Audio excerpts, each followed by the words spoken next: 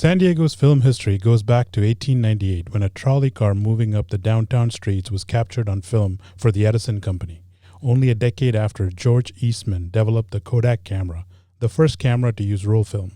This was a landmark event for filming on the west coast of the United States as well as the motion picture industry.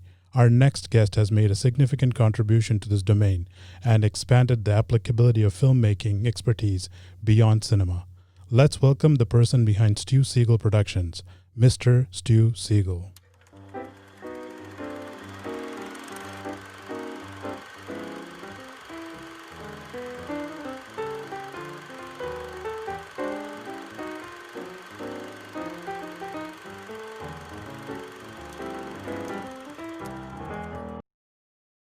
Mr. Stu Segall, welcome to SpeakEasy, hosted by the Intelligence Research Institute.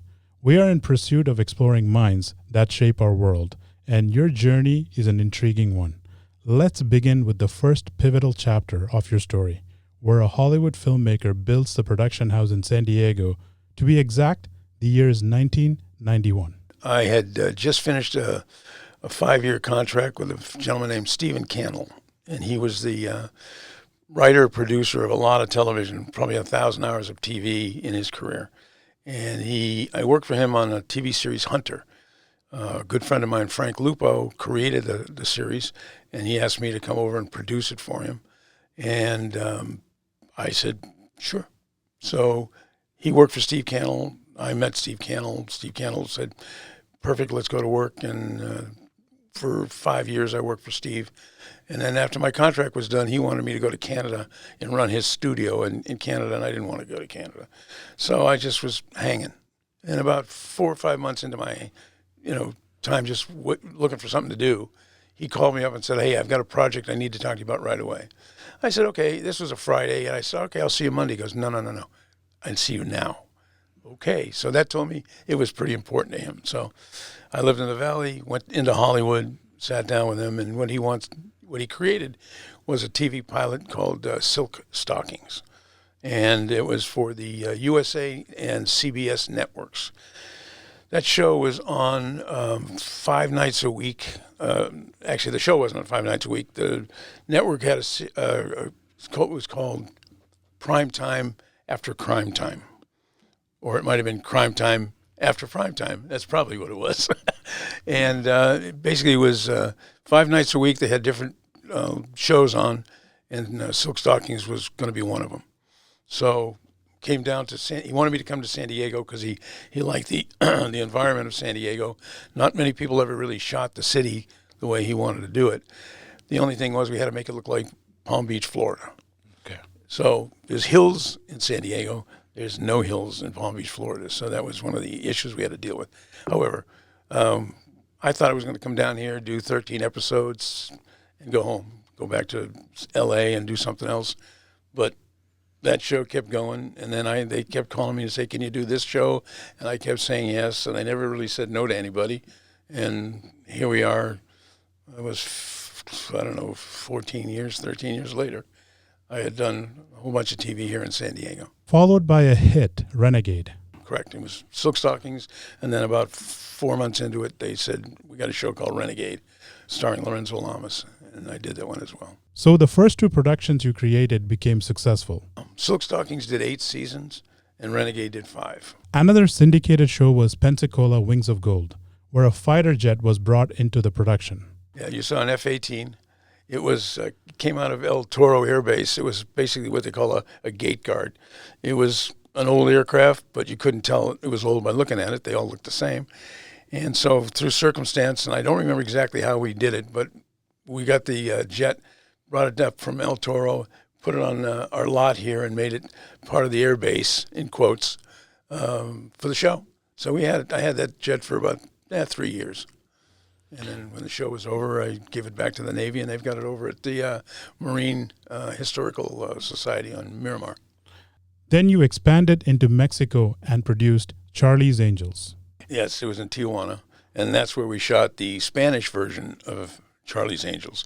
I didn't do the English versions of Charlie's Angels. I just did the Spanish versions of Charlie's Angels, and a show we renamed from Starsky and Hutch.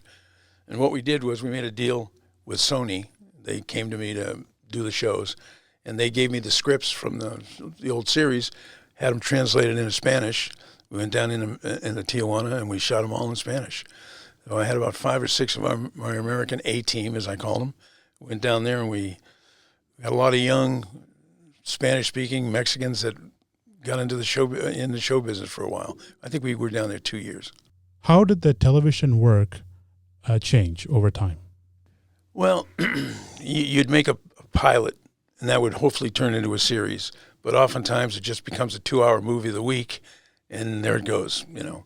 But if you get an order for a series, in those days, in the early 90s, they'd give you 13 episodes. If you did okay with that, then they'd give you enough to make 22. And then after that, every time they did another season, it was usually 22 episodes. Now it's who knows how many episodes. I can't even keep track of what the current state of affairs is in the TV business. Seagulls can drink both fresh and salt water, an incredible adaptability trait. You are no different. Your own career reflects this. The horrific events of 9/11 led into an industry change where you had to be agile and responsive. Right after 9/11, the networks got very, very touchy about action-adventure television. And that's really what I was doing. Shoot 'em ups, car crashes, all kinds of chasing, and action-adventure TV series. And they wanted to get away from violence. So they basically went to reality-based TV, and that's not what I did. So 1 minute we were doing 3 shows, the next minute we were doing zip. And it was an interesting dynamic that changed things. And for a while, we sat here with nothing going on, whereas we just came off about a 12 or 13 year, something was going on every day, 5 days, 6 days a week. And then all of a sudden, the flood just stopped. And then I did something else. But, you know, up until that point, it was a wild time. It was fun. This brings us to the second chapter. This is an important one, especially as the world is currently dealing with a pandemic. Many business owners must strategically transform their operation. Share with us more about the beginning of your own strategic operations. Well, it was a kind of a weird circumstance. Because we weren't doing any more production and things were just dead quiet here, and I had all these stages, and we had a lot of sets already up for in those stages, and I knew eventually if I wasn't going to use them, we were going to throw them away. They'd go in the dumpster. So my neighbors down the hill next to my lot are the Drug Enforcement Agency, the DEA, and I had done a pilot for somebody, I can't remember who it was right now, but we had pallets of fake cocaine. So I don't throw anything away. I save everything because who knows when you need that fake cocaine. So I called my neighbors up and I said, hey, I'm your neighbor up here on the hill. I've got a couple of pallets of fake cocaine. If you have any need for them, I'm just in the process of making them go away. And if you want to use them for training or anything, blah, blah. He said, okay, thanks. We'll probably send somebody up. And I said, okay, thank you. 4 minutes later, I had 3 DEA agents knocking on the door saying, hey, wait, come here to look at your cocaine. Now, I think they thought that I had called them up and said, hey, I've got a couple of pallets of cocaine. They didn't hear the word fake, and they thought, say, the idiot up on the hill there wants to turn in some cocaine. Go see what he's got all about. So they came up here, and what we had made were basically kilos of coke that were wrapped up and printed as if it were a drug dealer's logo on them. So they looked at the pallets I had of this stuff, and they picked up 2 of them, and they went, okay, yeah, thanks a lot for this, because they realized it wasn't what they thought it was going to be. And then they said, well, what do you do here? And I explained to them, and I took them around. I showed them around because I had nothing to do, so I had plenty of time for a tour. So I took them to the different stages, and on a couple of stages, we had like the interior of a Beverly Hills mansion, very upscale kind of places, and we also had downscale places for drug dealers and stuff like that in different places. So they said to me, can we come and train here? And I said, yeah, but what does that mean? He said, well, we have warrant entry teams and we want to have them practice and they could do some good work here. I said, yeah, sure. I'm game. So a couple of days later, there was a team of about 15 agents that came up, and I met the instructor who was I think at the time was a major in the Marine Reserves. And he would train these agents to come in and do their thing. And I said, hey, is it okay if I watch? I got nothing else to do. And he said, sure. So I'd be in the room when they came in, and my instinct said, it's not right. They're coming into an empty place. They're yelling at people that aren't there. They're doing things that they would do on a real raid, but up against nobody. So I said, can I make a suggestion, And it looked to me just not right.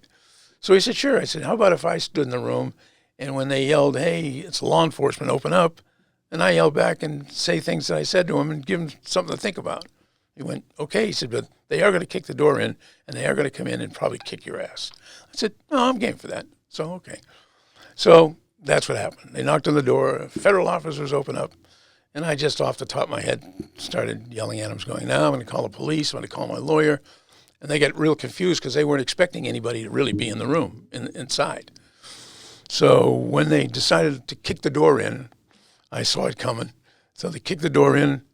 After we argued back and forth, and finally the instructor told him, don't argue with this guy. Go in and get his ass.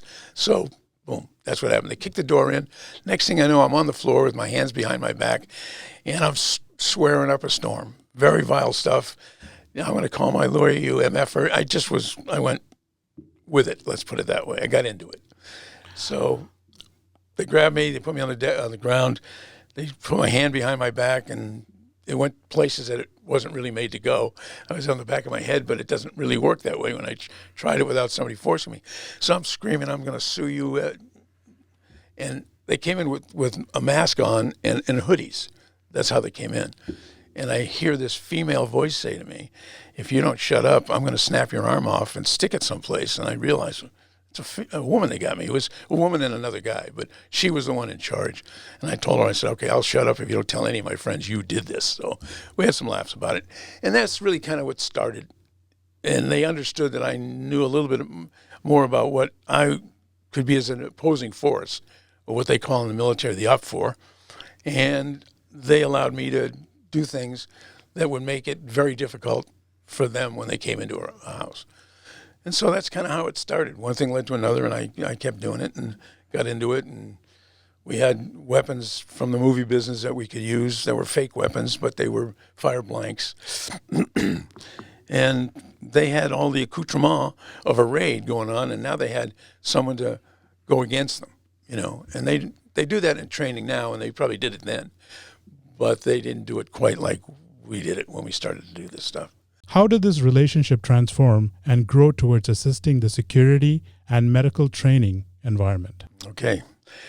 Well, once I was working with the DEA, and I did a lot of, they did a lot of training here because I had so many different sets that they could come up and train with. And I didn't charge them because they're the DEA, and they didn't have a budget, and I didn't have anybody using the space, so it worked out real well. Let's say about a year went by. We started training. The San Diego SWAT team came here. All the local police agencies came here. It was right after Columbine, so they did a lot of, I had Veronica Mars set here, and so we used that set as a school shooting set, and we had multiple SWAT teams come in and go get the shooter. And through that, we had the Department of Justice was here. I can't remember everybody, but it was a lot of folks in the law enforcement community that actually used our place for a long time to do training in a very realistic background. And what I did I'm jumping ahead a little bit. Once we went to war in Iraq, the fellows I knew at DEA that were the trainers were all reserve Marine officers. So they got activated. They took off their badge, they put on their camouflage, and the guy called me and said, hey, I said, look, I got 150 guys. I'm sitting on the tarmac. We're waiting to go to Iraq. Can you help us out? I went, sure. Give me 2 days. Come on over and we'll put something together for you. So knowing what he needed and what I had built a shoot house for the police to use. And it wasn't live fire shoot house. It was more of a tactical maneuver shoot house. They would come in with blanks and those kind of things, but no live fire. So I had an environment that we could make Iraq.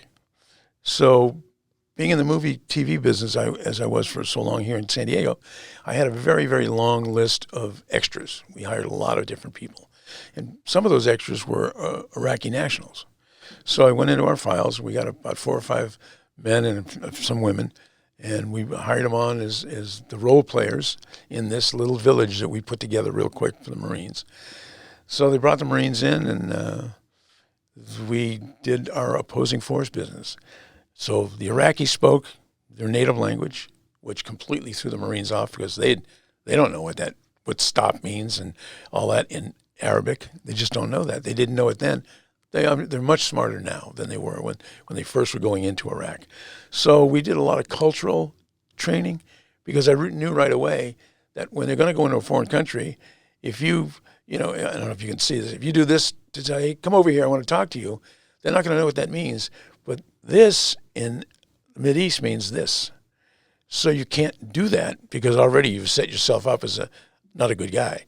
So our Iraqi nationals were embedded with the teams, with the military teams, the squads, and taught them maybe 4 or 5 words a day while they were here. And these guys were here, I think they were here about 5 days.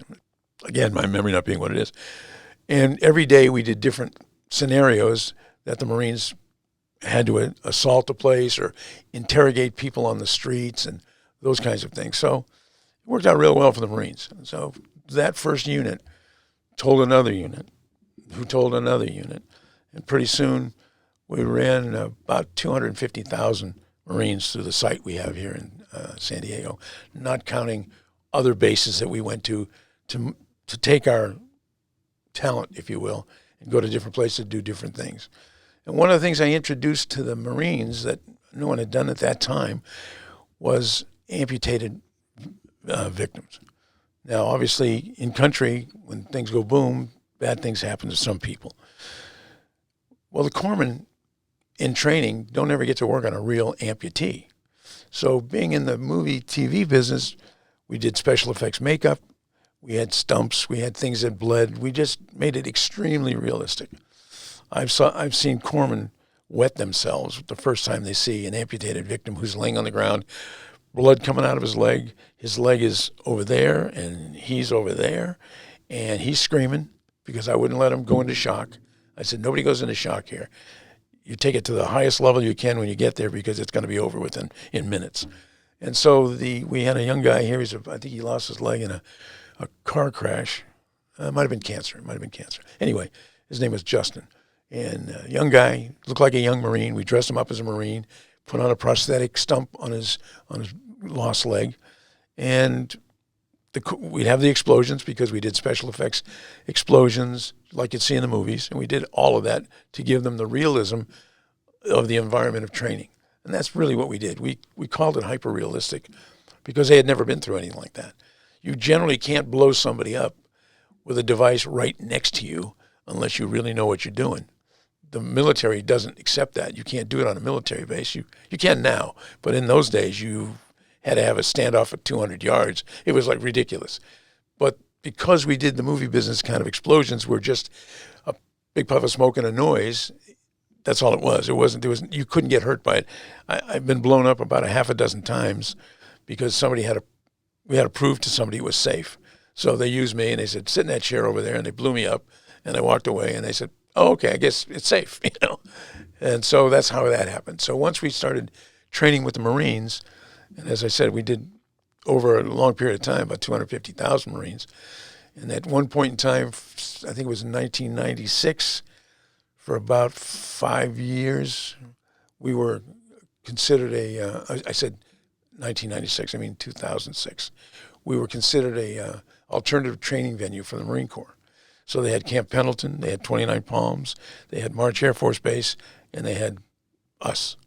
And so 7 days a week, you'd see military guys coming and going because we were training them all this time to get them, as they called it, pre-deployment training, to go overseas to fight and do what they did. So, hyper-realistic training certainly does help to build an environment that can assist during real crises.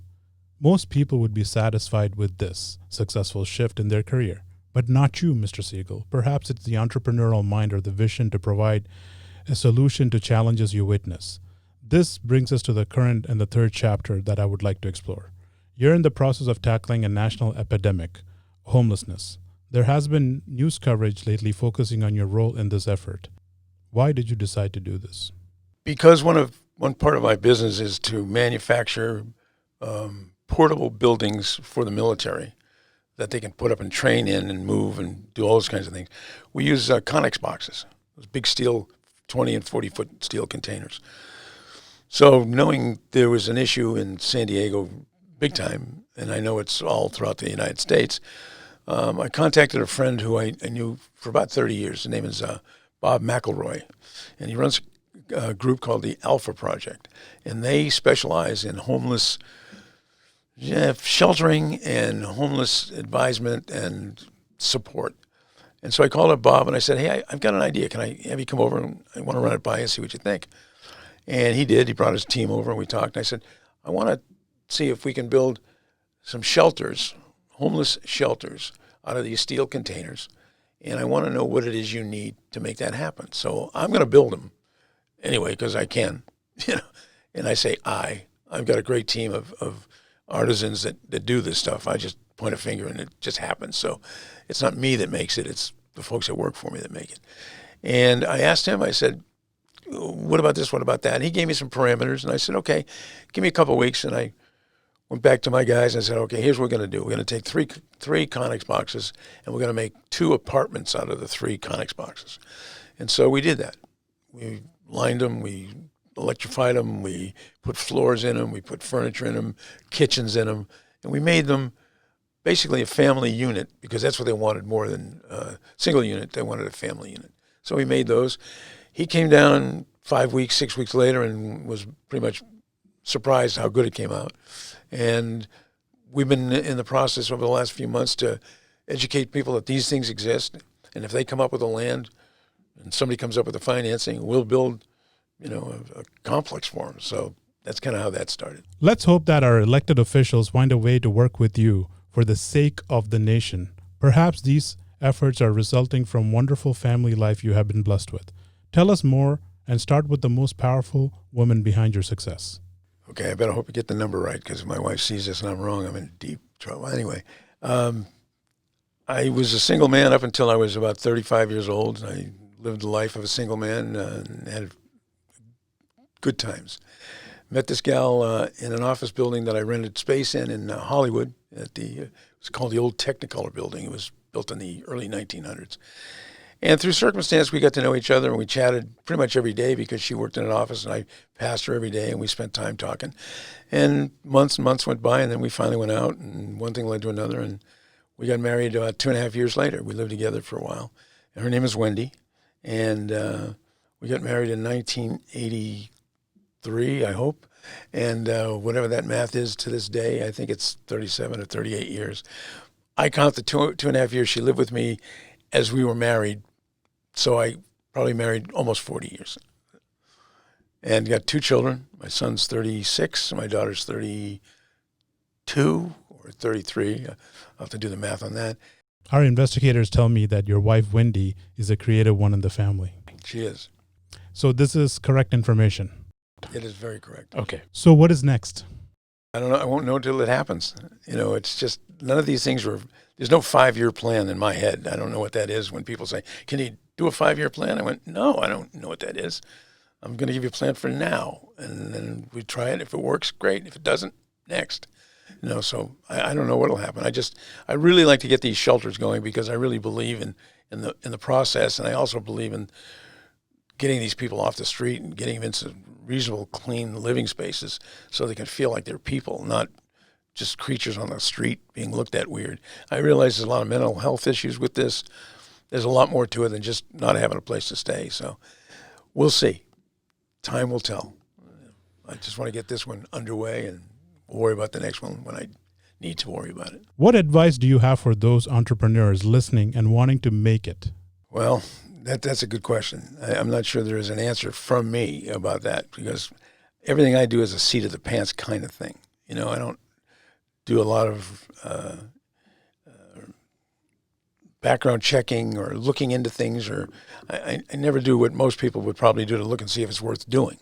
If it feels right to me, my senses tell me, let's do it. I've been wrong, but I've also been correct in a few places. So I'll take the correct ones every day. you just have to be willing to take a chance. And that's really what it's about. Obviously, you're going to need financing, and that's always a tricky deal. So sometimes we rob Peter to pay Paul. We do a little of this, we do a little of that, and if it works, it'll turn into paying for itself. But there are times when you just have to be careful with your money, because it's really all about money. You need that money to keep yourself going and keep your family fed and keep everybody who's working for you working. And you can't do it on just a good idea. It's got to be something that has a payback for it. So, one of the interesting choices you have made in your organization is in the employment process. You've hired people that might not be the first pick in many organizations. Well, when I first got down here in the TV business, I wanted to be able to help the people that needed some help. So I ran across a couple of homeless types, and I said, well, let's put them on the crew.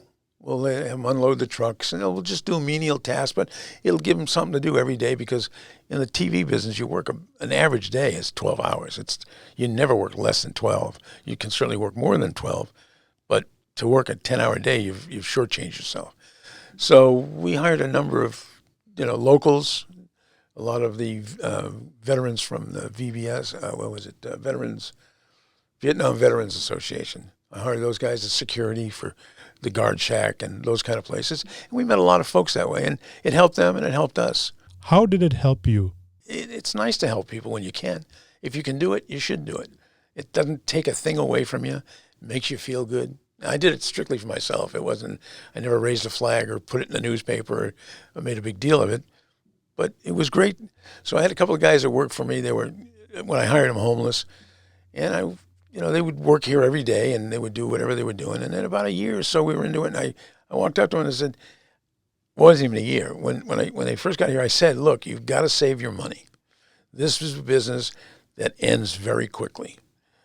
You can't say it's going to go a couple of years. It goes a season at a time.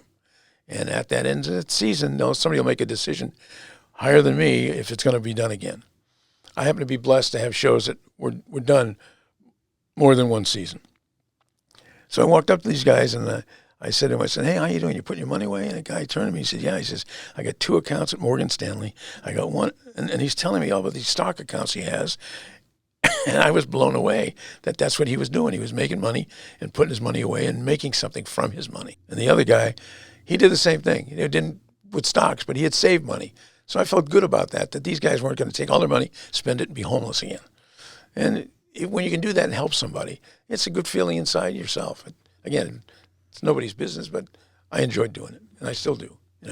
So I ran into some folks that needed some work. Some of them would just get out of jail, and they were referred by other people. I just didn't randomly pick a prisoner and go, okay, you want a job. Somebody referred somebody to me, and most of them worked out really well. I mean, I had guys come to work that had did 30 years in jail for a homicide, and they got out of jail, and they were the nicest guys. When I say they didn't kill anybody, but they were in a car that did a drive-by. It was one of those crazy things. They did their time, and they were very, very thankful to be able to get a job and be treated like a human being. And we do that here. We've got a lot of folks that work here. They're drug-related issues, not anymore, but they're in rehab. So some of the guys will recommend somebody, and that's how we do it. So we get some ne'er-do-wells here, but they're all great, great people. And we have a lot of women that work for us as well. It is amazing to see organizations that are giving back to both society through their services and employment practice. This typically means only one thing. You know the meaning of being given a chance to do something bigger. Who gave you your biggest shot? The guy that gave me my biggest shot that got me into the TV business very quickly, very easily, was my good friend Frank Lupo. Frank Lupo is a very well-known writer, producer in television. He created Hunter and a number of other shows for Steve Cannell, who owned the company. And he's the one who gave me that shot. So I was very blessed, took advantage of it, and I believe in passing it forward. Somebody gave me a chance, I can give somebody else a shot. And if they can make from it, God bless them. That's the way it's supposed to be. I think you got to pay things forward. Somebody helped me in the back. I'm moving forward. It's all good. So I appreciate the people that gave me that chance. How do you think you'll be marked in history? I have no idea. I have no clue. How about as a person? who provided television and film content that can be run non-stop, even without repetition, for 37 days. That's pretty incredible. Right. And it sounds awful boring to me, but yes, that's pretty wild. That's obviously a small component of what you have done to impact society. You're certainly an important figure in the television and film domain. However, what makes you special is what you have done beyond that. The national security of our nation definitely owes you recognition for your role in our military readiness. Healthcare industry must recognize the significance of the training tools that have saved lives globally, and the constant work to tackle public health challenges like homelessness deserves a global recognition. I appreciate that. Thank you. I'm not sure if you ever pause to realize the depth of your own footprint. No. From my perspective, you have character and sincerity, which are top qualities that I admire in an individual. Thank you for sharing your journey and lessons that inspire change and growth with myself and the SpeakEasy audience. You certainly have a bigger place in this world than you give yourself credit for. It's a pleasure to have you here and look forward to seeing your achievements in the future. Well, thank you very much, Akshay. I appreciate it, and I'm humbled by that. Thank you. Thank you for joining us. Until next time, this is Akshay Pottathil signing off from SpeakEasy, hosted by the Intelligence Research Institute. Goodbye.